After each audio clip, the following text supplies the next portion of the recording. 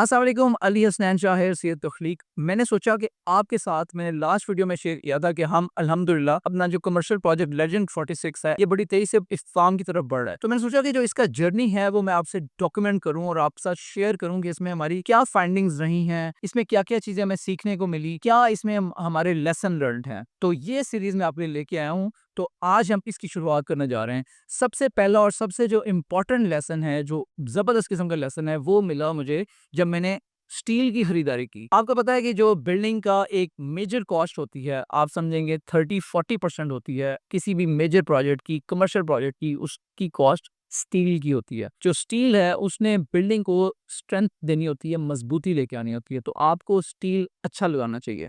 और commercial buildings के लिए जो स्टील यूज़ किया जाता है वो 60 ग्रेड का स्टील यूज़ किया जाता है, जबकि जो हाउसेस की कंस्ट्रक्शन होती है उसमें 40 ग्रेड का स्टील यूज़ किया जाता है। अब स्टील डिफरेंट साइजेस में आता है बेस्ड ऑन उसकी जो थिकनेस होती है। जो आपका आर्किटेक्ट है और जो आपका स्ट्रक्चरल ड्राइंग होती है उसमें मेंशन्ड होता है कि किस जगह पे कितनी स्ट्रेंथ का स्टील डलेगा। इसमें 3 सूत्र का भी स्टील हो सकता है, 4 सूत्र का भी हो सकता है और 6 सूत्र का भी हो सकता है, और इनकी प्राइस हल्के-हल्के वेरी करती है आपस में। खैर मैं आपको ये बता रहा हूँ, जब मैंने स्टील की परचेजिंग शुरू की और हमारा ग्रे स्ट्रक्चर का काम स्टार्ट हुआ बिल्डिंग के, तो उस स्टील की जो प्राइस है वो 2 लाख से नीचे थी। लेकिन जो प्रोजेक्ट आगे बढ़ा तो स्टील की कीमत आहिस्ता-आहिस्ता बढ़नी शुरू हुई। लेकिन सबसे तबाहकुन हालात बने थे वो जब 2022 में मार्च अप्रैल में गवर्नमेंट चेंज हुई और उसके फौरन बाद काफ़ी ज़्यादा मुल्क में इंस्टेबिलिटी आ गई थी। जिसकी वजह से आपको याद होगा कि डॉलर बहुत ज़्यादा ऊपर चला गया था और पाकिस्तानी रूपी बहुत ज़्यादा डेप्रिशिएट कर गया था, नीचे जा रहा था तेज़ी से, और मुल्क में डिफ़ॉल्ट होने की बातें होने लगी थी। ऐसी सूरत-ए-हाल में जो कंस्ट्रक्शन मटीरियल था उसकी प्राइस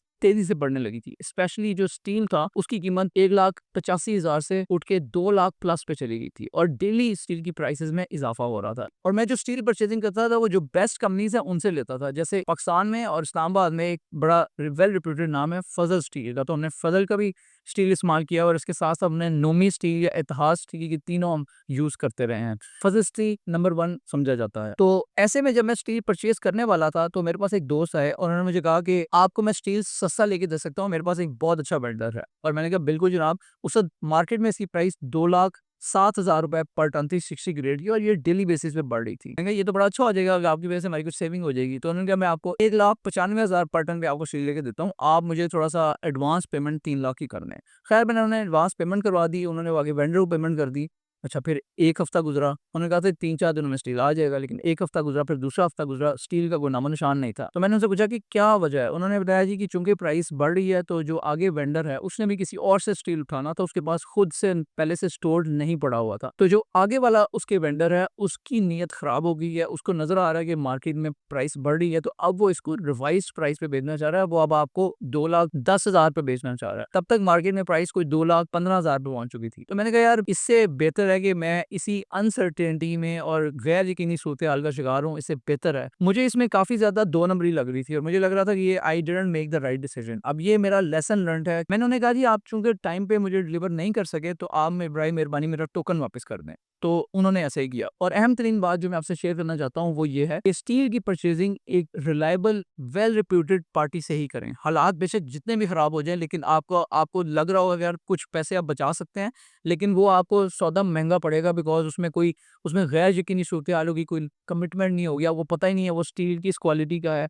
स्टील की टेस्टिंग बहुत इंपॉर्टेंट होती है और जिस कंपनी से आप स्टील लें, आप उनसे दिखाएँ, उन्हें कह सकते हैं कि हमें स्टील की टेस्टिंग की रिपोर्ट भी दिखाएँ। तो ये चीज़ें सारी तसल्ली करके आप स्टील की परचेजिंग करें, because steel major building block है आपकी कंस्ट्रक्शन में, स्पेशली कमर्शियल कंस्ट्रक्शन में। तो इस पे ऊपर कभी कंप्रोमाइज़ ना करें।